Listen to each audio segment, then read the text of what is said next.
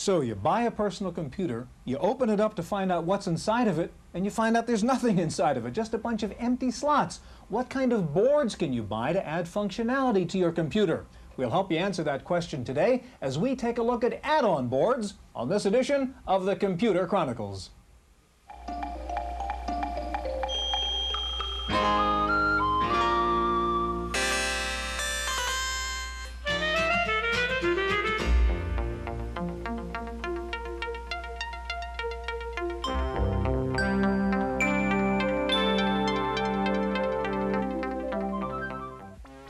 The Computer Chronicles is made possible in part by CompuServe, featuring an online reference library, Wall Street reports, at-home shopping, airline reservations, games, and hundreds of other services. CompuServe, helping people get the most from computers. Additional funding is provided by McGraw-Hill, publishers of Byte. Byte's detailed technical articles on new hardware, software, and languages cover developments in computer technology worldwide.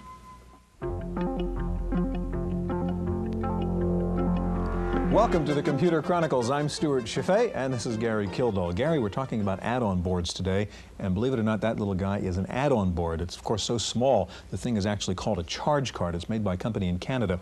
And what you do with this thing is you put it into your 286 machine, and it lets you access extended memory, even though you're operating in the real mode. When we talk about add-on boards, there are really two strategies out there in the marketplace in the IBM world where you have open machines and you can put in these boards. Then there's the Macintosh world with a closed box, and you really can't change it at all. Has either one of these strategies turned out to be better in the long run? Well, Stuart, they both work. In Apple's case, the Macintosh, it's a tightly controlled environment. The application writer can always assume, for example, there's high-res graphics there, there's a mouse there, and that's good. In the IBM PC case, software has to account for, say, 4 different kinds of display devices, 4 or 5 different mouse types, or maybe no mouse at all. And so it makes it more difficult to write the application in that case. But for the consumer, the advantage is you can build your own computer system out of boards like this, and it can be very customized to exactly what you need. Gary, that's what we'll do today. We'll take a look at the most important kinds of add-on boards. We'll see the new generation of multifunction memory boards. We'll take a look at a VGA graphics card. We'll see the new Intel Inboard 386, and we'll see a board that turns your PC into a fax machine. Now, most people who buy add-on boards buy them through a mail-order house. So we start today by visiting the biggest of those mail-order houses, Jameco Electronics, right near here in Belmont, California. Jameco Electronics in Belmont, California is a mature company, at least in Silicon Valley terms. The company was founded in 1974 in a garage, and it grew up with the computer industry, providing components, boards, and parts for what was then a very different market. Say before '84, people were buying their systems, they were happy with them. But as their needs grew and this computer craze grew, I think they saw a need for expandability, say like in RAM cards or multifunction cards, or say adding on a hard disk drive along with a controller card. Add-in boards are among the most popular items in Jameco's catalog, with sales sometimes increasing tenfold in a year, especially in the case of color graphics cards. The apparently insatiable desire for more memory and speed has made board sales an important part of Jameco's income. The introduction of new technology, like the IBM PS2, is not of much concern to the company, at least for now. What that does for us, it actually helps us out, because the PS2, okay, their price may be way up here. Features are fantastic. They have all these different gadgets, new drives, new speeds, and so forth. But then our aftermarket for, say, like the XT compatibles and AT compatibles actually increases because the people are interested in using a lower-end product paying a lower-end price, but still with some decent features, like basically all you need for computing. You just don't have the latest. At least part of the reason for the success of the add-in card has to be the drop in price. One of Jameco's first boards was a card that provided 80 columns of text on the Apple II monitor. Its price then, $395. Today, it's all yours for $40.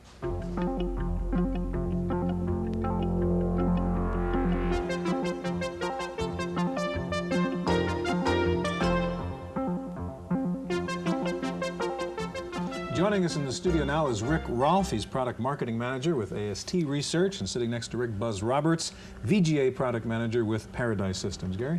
Rick, AST has been in the add-on board business for quite a number of years. What What do people really ask for in terms of add-ons? Well, the obvious ones are ports, additional memory, the things that we've been really well known for. 6-Pack Plus is one of the best examples of that type of product. But lately we've been seeing requests for additional things. Communication boards are really coming on big for us as well, so our Datacom group is doing very well. And we've also expanded beyond simple enhancement boards to building our own PCs, the ASD Premium 286, which is the machine we'll be using today for the demo. Okay, now you're going to be showing some, what, extended memory? Or Expanded memory, actually. Okay. We're going to be talking about expanded memory. Explain. I mean, people are confused. What's the difference in extended memory and expanded memory? Okay, extended memory is a type of memory that's available in 286 or 386 machines, which have a larger address space than do the original PCs, the 8088 processor machines. It's memory that's addressable only in protected mode on the 286, and it can be addressed in 386 protected mode as well on a 386 machine. Expanded memory, on the other hand, is an additional type of add-in memory which is swapped into the conventional memory space of the computer, whether it's an 8088 or a 286. That's to overcome that 640K limitation. Exactly right. Right. It fools the computer into being able to deal with more memory than it otherwise would be able to do. Okay, tell us about this board now. Sure. What we're going to be showing with the Premium 286 is an expanded memory computer, but we wanted to emphasize that it's not simply a function of the computer itself we're using. We also have boards that span the entire range of processors and bus types. For example, for an 8088 machine, a PC, XT, or even the Model 30, the 8086, there's the Rampage II, which is a 2 megabyte EMS 4.0 memory board. For 286-based machines and compatibles, we have the Rampage 286, and for the Model 50 and 60, for the PS2 line, we have the Rampage 2 286. All three of them provide 2 megabytes of extended memory. It's kind of before and after demonstration of using the board. What we'd like to show here is what this can do for the average user. People have become dependent upon things like RAM disks, print spoolers, RAM resident utilities, and these things can use a lot of memory. Right here we have a RAM disk. Since we don't have any expanded memory yet, it's in conventional memory. And I'm going to load up Sidekick Plus, which is one of the more popular add-in type of products. And when you bring in the system memory size from Sidekick, you'll notice that it's showing 258K of hard disk space being used as virtual memory because there is no expanded memory available. So that takes a while for it to come in. Now we're going to load up 1, 2, 3, and we're going to work on our budget. Now, we have a RAM disk in there for overlays for files. We have our RAM resident utility Sidekick Plus, and what we have now is an error. There's just not enough memory left in the machine. And indeed, when you do worksheet status, you see that there's a total of 14 bytes left, and there's no expanded memory available. So what I'm going to do now is to reboot the machine, enable the expanded memory, and then show how you can, by using expanded memory, use all the same utilities that you were just using and still preserve your conventional memory for use by applications and programs. First thing that happens is the expanded memory manager will come up, initialize the memory, and now all that RAM disk is going out into expanded memory. Sidekick Plus, when you bring it up, will show that it's got 68K of conventional memory being used, but it's no longer using the hard disk as virtual memory. It's using 800K of expanded memory.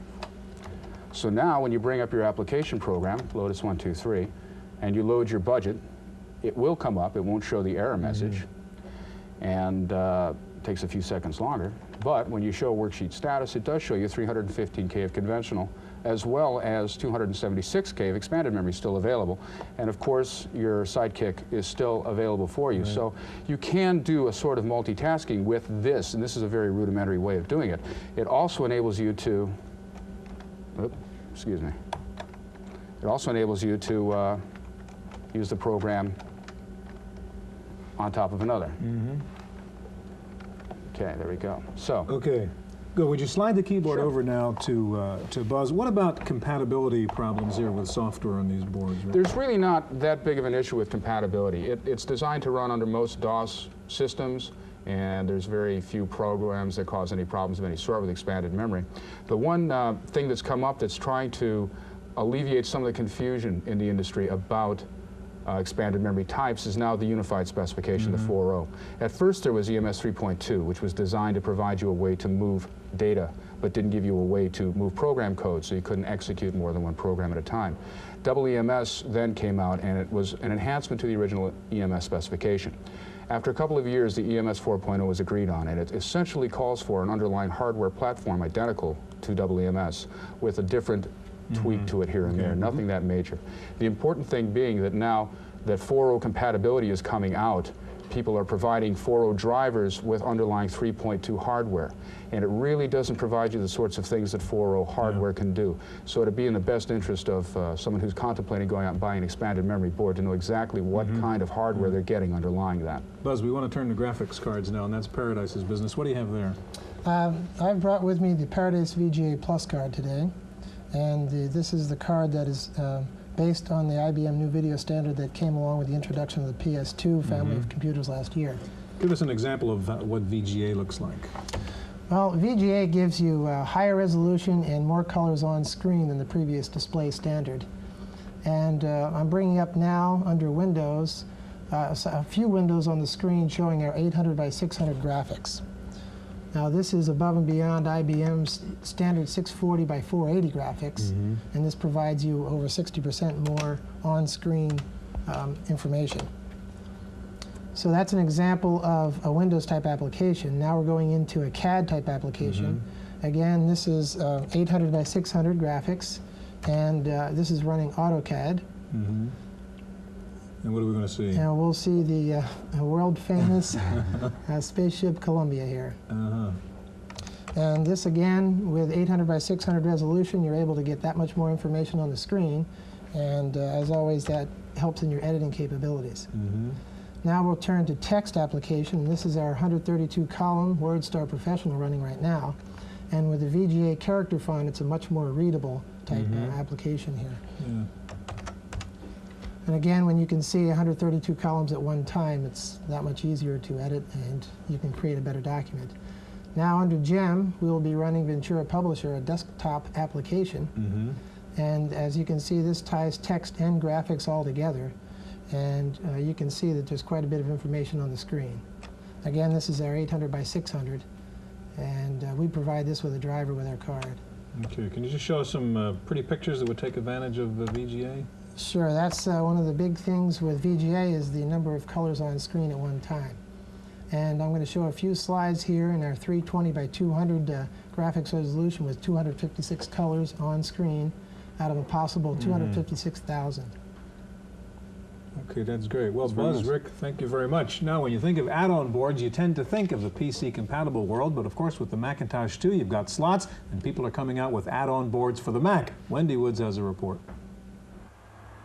According to new air safety rules mandated by the FAA and Congress, almost all commercial aircraft will need some form of onboard collision avoidance system within 5 years. But collision avoidance systems are expensive, up to $200,000 per plane, and there's a need for a cheaper alternative. Well, believe it or not, an add-in board for the Macintosh II is helping design it. It's called TV Producer, and it's being used by Radar Data Systems in Burlingame, California, to design a visual system that displays current air traffic around a plane with an aeronautical chart or map of the ground. TV Producer from Computer Friends of Portland, Oregon, allows the two displays to be superimposed. In this case, one of them, the map, is coming from a video cassette. The actual technology that will go into making RDS's low-cost collision avoidance system is proprietary and will not involve use of TV Producer. But the card is making it possible to create a demonstration of the ultimate product and to help the programmers choose colors and on-screen design before committing them to silicon. We can get a good feel for a lot of these things early on in the project, rather than finding out later when we've done extensive programming efforts to accomplish the same thing and find that there's a problem comes up. Schulenberger expects his first air traffic alert system to be on the market within 2 years. In Burlingame, California, for the Computer Chronicles, I'm Wendy Woods.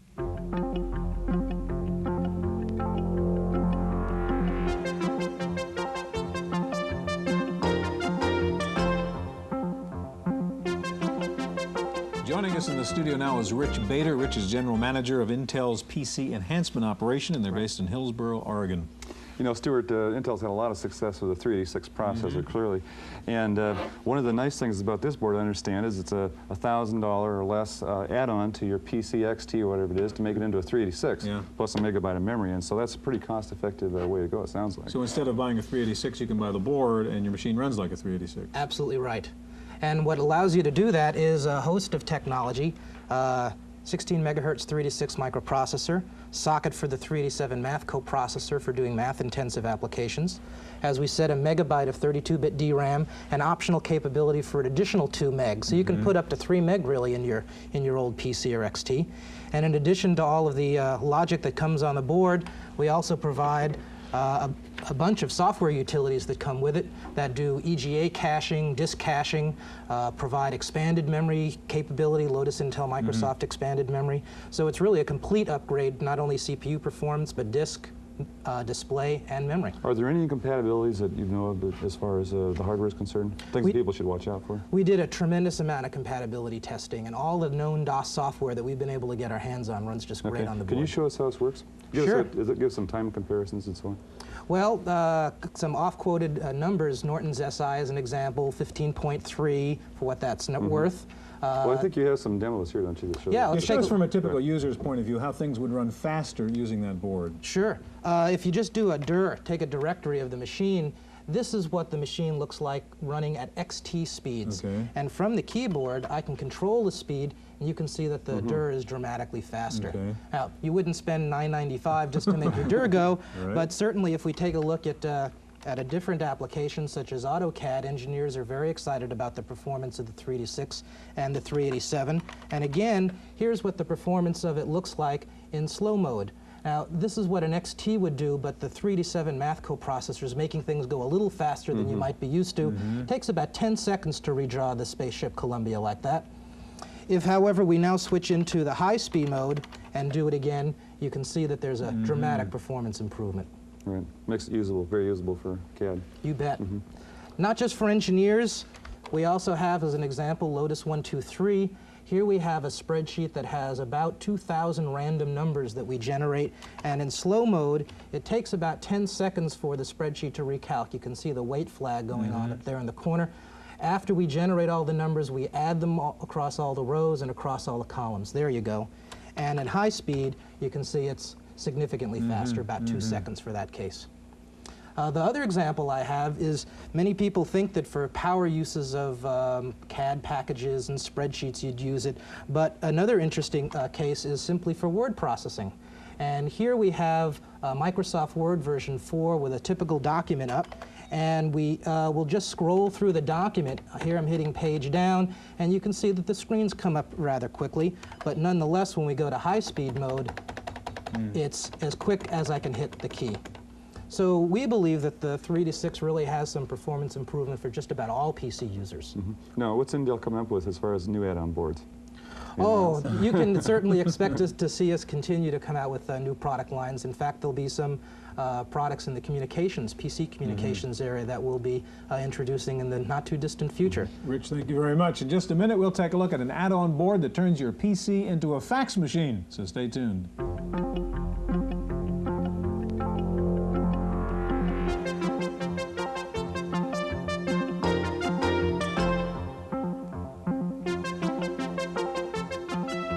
Joining us in the studio now is Jan Ozer. Jan is General Manager of the Fax Division at Quadram, and they're based in Norcross, Georgia. Stuart, you know, facsimile transmissions are becoming more and more a part of our lives. They sure are. Every day, put a sheet of paper in the machine and send it over a telephone line. It's one of those things, how did I get along without one? Exactly, yeah. Now, this is kind of an interesting board because it makes your personal computer into something different from a computer. It's really makes it a fax machine, I guess, and a whole lot more. How does it, Jan, how is this different from a fax machine when you put this in your PC? Well, it saves you a lot of time, Gary. Most of the documents that are being sent today over traditional faxes are created in the computer. Rather than printing it out and walking it down to the fax machine, you can send it directly from your PC. Saves a lot of time, and you get a clearer result at the other end. Let's get going here and send a fax now. We have another setup over there. There's a real fax machine on the other part of the set there, and I want you to send something over to that machine. Let's see how this all works. I'm naming the file to be sent, and then searching for the phone. All we have is the San Mateo College number in here. but you can load as many numbers as you can fit in the directory. It's storage bound, not program bound. Press enter, and then we want to transmit it immediately. Okay. So there's only 2 or 3 commands that you need to go through in order to send a fax from the PC. So this program is a terminating state resident program then, as it pops up in your... That's correct, like Sidekick or some other programs. Okay, so again, you were in the middle of a WordPerfect document here. That's correct. Said send a fax, so you just called up the fax function here, and it just called the other fax machine, which is over there on the other side of our studio, and it's sending it the fax. One of the things that we wanted, we felt it was necessary to accomplish with this program was to make it easy to use. Therefore, it's compatible with most word processing programs, and in fact can change word processing programs into fax files automatically. What you saw me do is all you need to do in order to send a fax from any word processing file. Now, it's a basic technology. We're dealing with Group 3, is it? That's correct. And also the data rate is what? Data rate on this particular product is 4,800 baud. Okay. The price of this is $395, which is the lowest price fax board on the market by against 9,600 baud models by about $600. And then what is the average transmission time then for a 4,800 baud piece of paper? For a page of text, it takes about a minute. Okay, Jen, just so we notice, there's the fax coming out of a fax machine at the other end of a telephone over there, and we're sort of simulating a business transaction here, right, Jen? Tell me what we're doing. What we're doing is confirming an oral purchase order. I've sent the gentleman who verbally ordered something to me. Now we're getting it sent, and it will be sent back to me. Okay, so again, Sarah over there is signing that purchase order, and she's going to fax that back to our machine over here. That's correct. It will be, even though we're in the middle of WordPerfect, as you can see, it will be stored automatically and saved to disk. While you can't use WordPerfect while you're in the while a fax is being received, you can check the file and view the file from WordPerfect. So do you have options as far as printing the documents out then? Yes, you can print to most laser printers and most dot matrix printers. Anything that has dot addressable graphics can be used. Okay. And what about the scanning process? Obviously, this doesn't include the scanner at that price. Well, we're compatible with many scanners. We're compatible with Hewlett-Packard, Chinon, and Princeton Graphics, as well as a few others. You don't really need a scanner for most transmissions. Basically, what you need is what you're inputting into the computer through your word processor. Okay, so you were in the middle of WordPerfect again. It automatically interrupted and told you that it's receiving a facsimile now. That's right.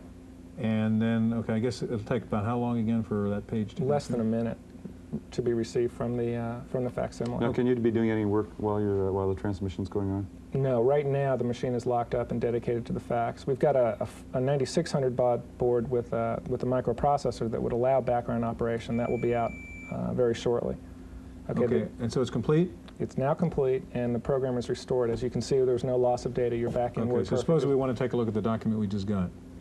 Okay, we go to the transaction log, and we just received RECV0032. So we gave it a file name. That's correct, and now we hit F3. And there it is. And I'm lucky today, as demonstrations go. Okay, and as we see it, it comes in really as a graphic, not as a text. As text file. That's correct. And here's my signature, which we can go into in a few seconds and show that was attached, and also the signature of the recipient. That's great. Okay, we're out of time. Jan, thank you very much. Thanks for joining us for our look at add-on boards. Hope we'll see you here next week on the Computer Chronicles.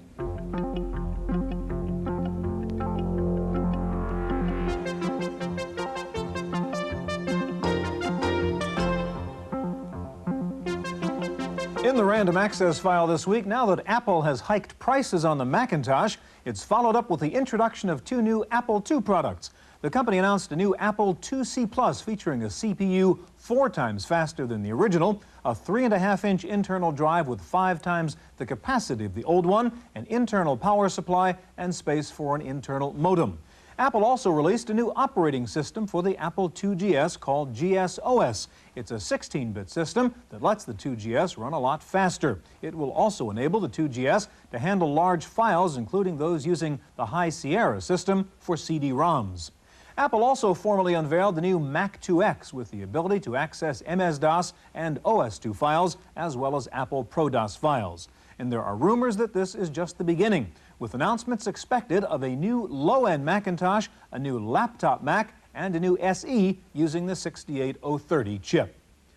The bus war continued to heat up last week with major hardware companies announcing their support for the new EISA standard. Jumping on the bandwagon were Acer, AT&T, DEC, K-Pro, Unisys, and Wang. Meanwhile, IBM played it cool, hinting at some new boards that will finally take advantage of the MCA bus. And Big Blue also announced, as predicted, a new PS2 Model 30 using the 8286 chip and the old AT-style bus. And who is IBM in bed with these days? Well, none other than its old nemesis, Steve Jobs. IBM has reportedly struck a deal with Jobs for the right to use the new user interface from the next computer, due to be announced in about a week. The rumors are growing about what that next computer will have in it. The latest leak says look for an integrated fax modem, an erasable CD drive, and TV quality video. Several new product announcements came out of the recent Siebold conference on desktop publishing. Adobe announced a PC version of Illustrator. Aldus showed a major upgrade of Freehand. Cricut released Cricut Presents 2.0. Letraset showed off a new version of Ready, Set, Go. And Quark announced Quark Style, a set of templates for users who don't want to have to worry about creating fonts, logos, etc. Ultra Network Technologies has announced a new network product called Ultra, which it says is 100 times faster than Ethernet. Execs say the UltraNet can move 1 billion bits per second. Finally, Computer World has announced the results of its computer productivity study listing the top 100 most efficient users of computer technology. Not surprisingly, there was no direct correlation between how much money you spend and how effective your system is. The big winners were utilities, who placed 4 companies in the top 10, banks were in the middle, and retailers did the worst. General Motors, which spent nearly $3 billion on information systems last year, came in only 96th, and oil giants Mobil and Exxon didn't even make it to the top 100. That's it for this week's Chronicles. We'll see you next time. The Computer Chronicles is made possible in part by CompuServe, featuring an online reference library, Wall Street reports, at-home shopping, airline reservations, games, and hundreds of other services. CompuServe, helping people get the most from computers. Additional funding is provided by McGraw-Hill, publishers of Byte. Byte's detailed technical articles on new hardware, software, and languages cover developments in computer technology worldwide. For a transcript of this week's Computer Chronicles, send $3 to PTV Publications, Post Office Box 701, Kent, Ohio 44240. Please indicate program date.